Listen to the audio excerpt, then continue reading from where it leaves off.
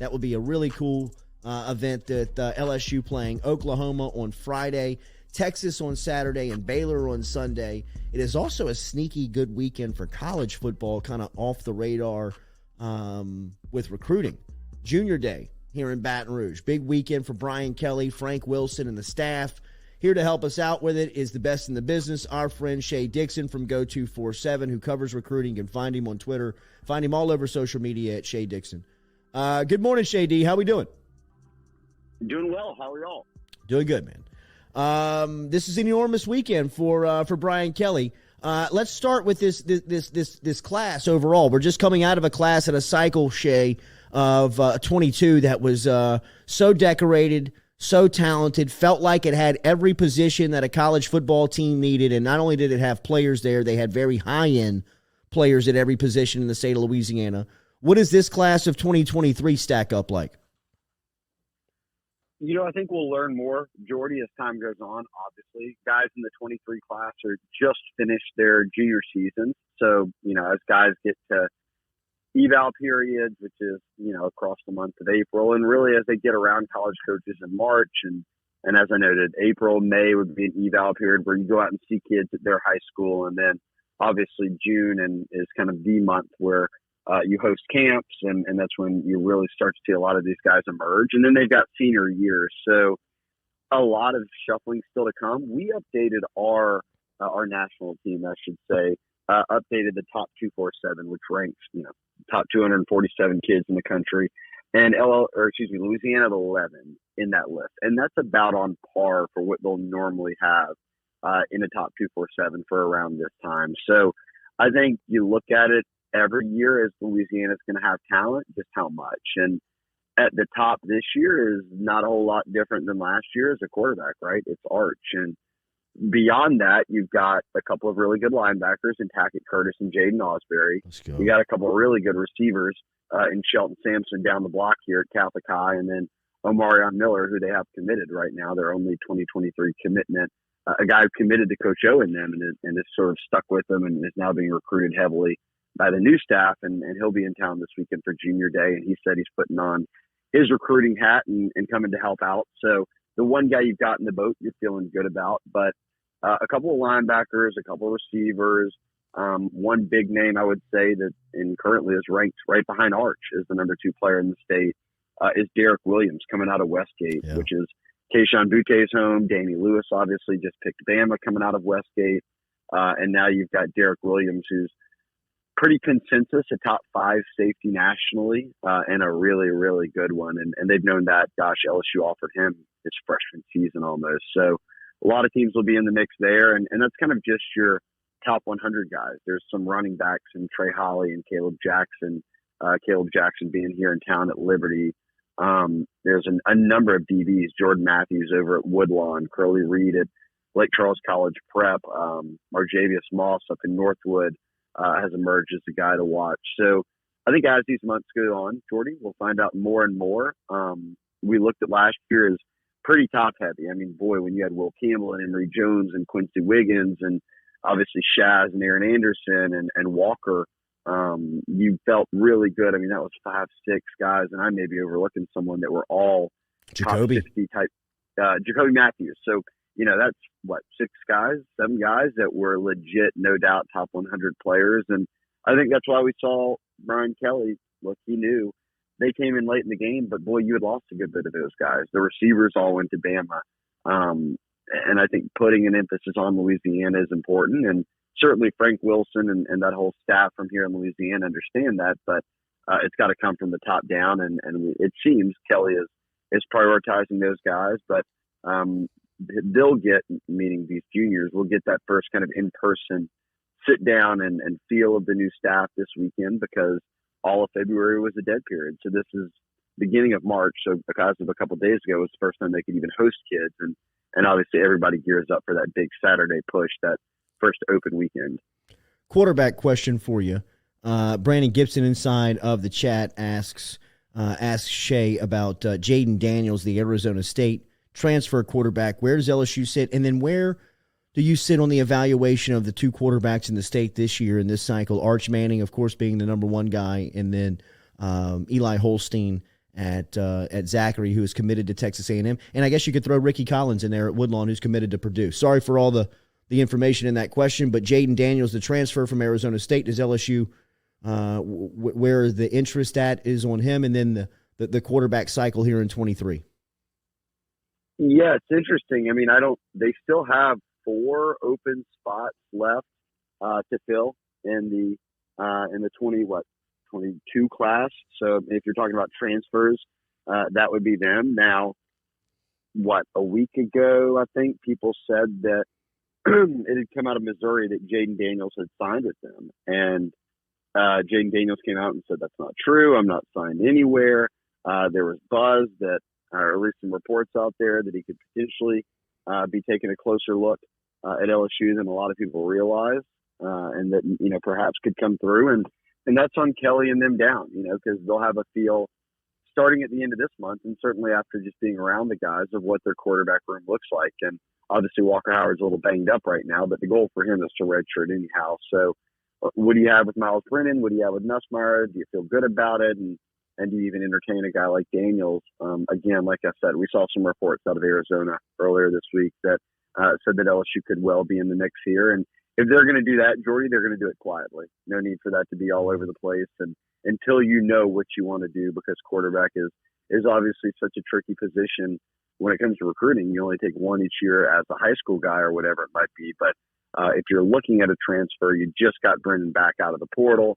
How would it affect it there? So I would think if they are looking at it, it's probably quiet by design, and they would want to feel out exactly where he stood. So if anything comes of that and becomes public, or he ends up taking a very serious look to the point where he might be signing, we'll know more then. But I think right now it's sort of just speculation, largely because Jaden's been keeping things so quiet on his end.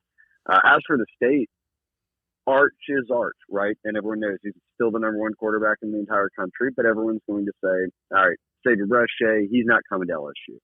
And look, Steve Wiltfong has gotten close with Cooper Manning through the process and said, yes, 100% he was not coming to LSU, but with this new staff changes, they're going to at least give him a look. So at some point this spring he'll visit, but I can tell you too, LSU's not going to slow down, whether that's Joe Sloan or Kelly or Denbrock, whoever it might be, kind of pushing the meter, the different buttons at the quarterback spot. They're going to be recruiting other guys. And in-state, I don't think that they'll end up pushing for Eli Holstein. I mean, he's committed to A&M.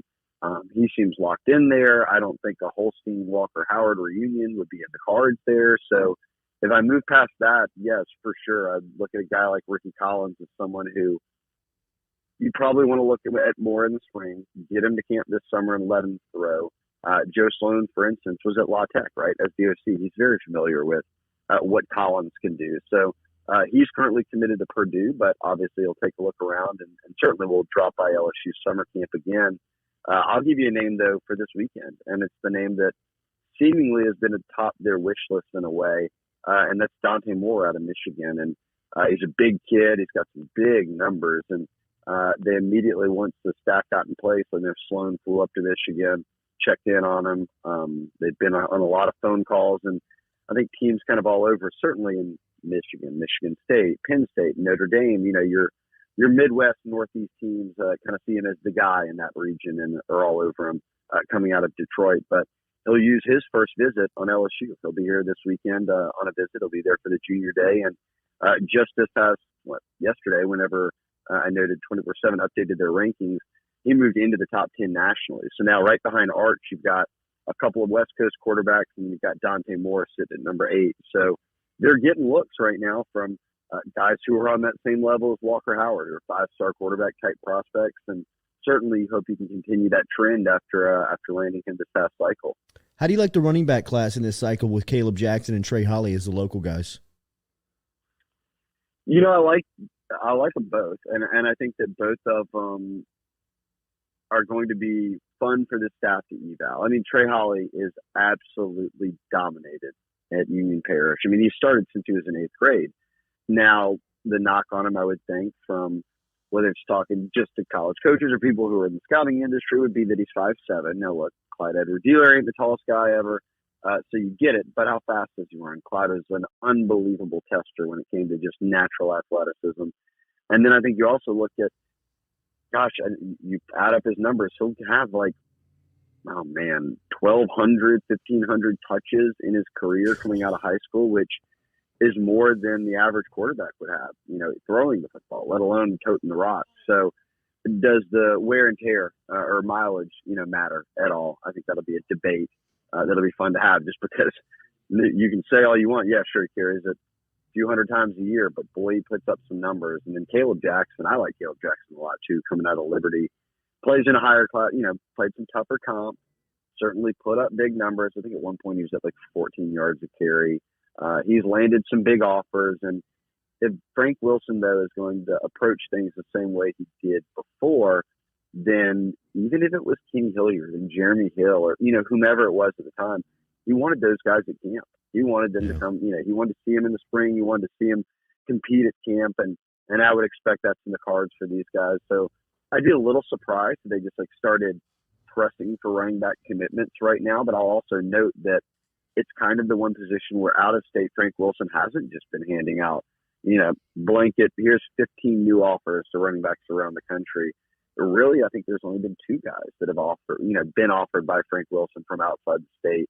I think that points to him knowing that he wants to take a look at those 2 guys here in Louisiana as they move into the next couple months. Tackett Curtis might be my favorite player on the board. Where does LSU stand with this maniac out of Manny? Seat at the table. Yeah, they're turning it up on him. I mean, they're trying. And he's the guy. He plays safety in high school as a pure middle backer, I think. I mean, he plays downhill and into the backfield. He just gets a running start. On almost every clip. Yeah, so right before the snap, he starts sprinting from the safety spot and is just going to blow up whoever's in his way. So at the college level, I like him as a middle backer. And boy, I think he's about to start. He was telling us this college tour list that's going to take him all over the country. Wow, so this month, I think he's going to get a look at what everybody else has. And I think he was operating under this kind of feeling of the old staff, and the Manny High staff just didn't seem to get along. I don't know if that's for lack of a better term. And I don't think that – because Tackett was stronger than Coach O, dude. He embarrassed him in the weight room. I'm being serious actually on this too. I think that for a while the only photos we had of were Tackett with his shirt off in the weight room. I was like, we need to get some pads. Do we got any pads photos up there? But no. But now this new staff, I mean, he's talked about it, whether it was Matt House as a DC talking to him on the phone, whether it was Polian as a recruiting coordinator immediately going up there and talking to Jess Curtis and talking to different coaches there saying, hey, look, we're going to be all over him. So it won't surprise me if he pops in for a visit, maybe in April, coming to watch a practice, maybe watch a spring game, whatever it might be. But I would say that they've been playing from behind, right? So now they're having to play a bit of catch up, and we'll see if we'll be able to do that. But him and Jaden Osbury are a pretty nice 1-2 punch at linebacker if you can find a way to come away with both of them or one of them. But they're wanted by everybody, and both of them are pretty firmly top 100 type prospects nationally. Do you expect anything different to way this junior day flows? I know Frank Wilson has been and seen these before, but now under Kelly's direction, how do you see this weekend kind of moving? Everybody's going to be dancing, boy. Way different. Get Frank on the podium. I think that, yes, right. I think it'll be similar, right? Like the point of junior day, and I'll say, here's my guess for Brian Kelly, because I kind of saw how, and it was most of these official visits are the same. So unofficially, you kind of do some of the same stuff on a weekend like this. For Kelly, academics seems so important. So obviously, meeting with professors, touring the Cox Center, if you're into engineering, going to the engineering department, getting to look around and meet with someone there. Those things are going to be paramount. One-on-one time or sitting in a room. If you've got, let's say, 4 or 5 O linemen in, you're going to put them down with Brad Davis and watch some LSU film and talk about it and get a feel for kind of their mind for the game. And certainly, maybe most importantly, is just getting to know all these guys. This is the first time the staff is going to have met almost all of these guys, I would say. A couple of them have swung in at the end of January and got to meet, the staff during an unofficial visit. But just getting to know them, getting to know their families. because LSU was having to, work through that 22 recruiting cycle where Orgeron and them carried the flag almost all the way till the end, right? And then in very short order, they were having to hold on to that class in December and then try to pop some guys for February, which they were able to do. But, Harold Perkins, Davis Robinson, but they still had some misses. And I think you could point to it and say, hey, look, if they would have had more time, maybe they would have been in it more. Well, you've got more time now. And I think that begins, if you've got a whole year to recruit these guys, that begins right now at the weekend like this on a junior day where you're going to have a lot of your top targets in. So I think that it's just going to be a lot of hanging out. You'll eat, you'll go do all the tours, as I said, you'll see Tiger Stadium, you'll go to the locker room, you'll look at the trophies and the highs and all that stuff. But for me, at the top of the list would just be that time these parents and kids are going to have to sit down and hang out around the staff and then sit in those meeting rooms and get a feel for maybe how they'll be used and academically what the plan is. Basketball game Saturday morning for him? You think they bring him around the arena? I'm curious of that. I don't know if they've got that itinerary firmly in place yet or if they'll kind of swing a couple of guys in there, but you would expect that would be on tap potentially, would be to run him by there and let them see how the PMAC's rocking for a Bama game. I'll be there. I'll be booting up. No doubt about it. One question for you from Scott Oldham. Ask Shea, what about Jalen Davies and Joseph Kelly? Does Brian Kelly make a run at them, or is LSU good at cornerback?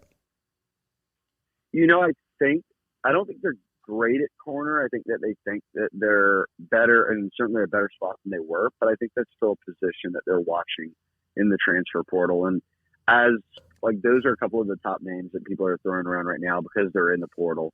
But as we get into spring ball and then beyond spring ball, so many more names will go in for a variety of reasons. And even if you have, 3 or 4 spots left, if you're spending one spot now on a corner, you then spend another one on a corner after that. I think it's all about having to figure out the timing and who's maybe a best available now versus who might be able to come out later. And a lot of it is getting a feel for these guys, right? Like they're for better or worse, or however you might want to slice it, Kelly has been very open and adamant about them wanting to take, a guy needs to check all these different boxes, whether that's in the classroom or no history of being in trouble or, whatever it might be. So a lot more digging goes into all this than, people presume, oh, damn, I saw his name on Twitter. Are we recruiting him yet? And it just doesn't happen that way. They're very methodical with their approach and ultimately we'll see how if they do fill out some transfer spots, how they look with those final 3 or 4 spots. But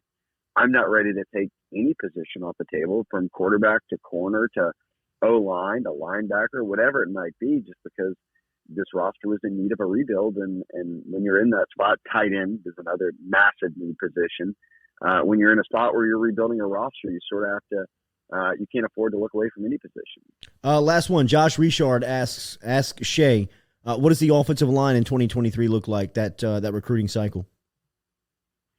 They've got a couple of guys here in Louisiana, Tyree Adams over in New Orleans, up an offer. So he's a guy we're going to be watching. I love Zalance Hurd up at Neville. He was playing tackle, and Will Campbell was playing the other tackle spot. And they just paved the way for A.J. Allen, who ended up at Nebraska. He was committed to TCU for a while, but had a monster year for Neville. And I really like him a lot. So that would be 2 guys that kind of out of the gate I'm watching. Caden Jones, another over at De La Salle in New Orleans, was a guy Brad Davis offered almost, I think that was his first weekend on the job when he stepped in for James Craig this past summer, and summer camps were rolling. So that's a few names there, but I'm curious how much Brian Kelly's philosophy of offensive lineman or approach to it comes into play, because if any position, which there are a number of them, but O-line I would circle maybe as the best when you look across what the guys they turned out at Notre Dame were first-round pick, second-round pick, and guys who had real longevity. And does that mean, getting into the Midwest and recruiting guys and being sort of like we saw him pop Ethan Posick, but can you do that more regularly? Do you do that multiple times a class? And I'd say that of the new offers they've sent out, 15, 20 offensive tackles probably around the country have been offered and are now being courted to come in, whether it's this weekend, I think they got like 4 or 5 out-of-state linemen coming in, but then sort of midweek visits and all the way through into spring ball and into April, they'll be having visits, and a lot of offensive linemen are on that list. So I think we'll see a much more healthy balance of out-of-state linemen versus in-state linemen this year than we did this past year when when the state was giving you Campbell and Emory Jones and Bob Borderlawn and Fitzgerald West, and you didn't really have that big out-of-state name. I think that maybe reverses a bit this cycle. Shea Dixon over at 247 Sports covering recruiting. Oh, wow. Battle. What a bomb. They will be covering Junior Day, which will be active this weekend on LSU's campus. Make sure you are following Shea on Twitter at Shea Dixon to keep up with all the latest. Thank you, buddy. We'll talk soon. I got you choked up there at the end. You did. Right. You did. Sorry, you better get Shelton Sampson, for God's sakes. All right. Later, man. All right, that conversation brought to you by Relief Med. Hey. Remember, over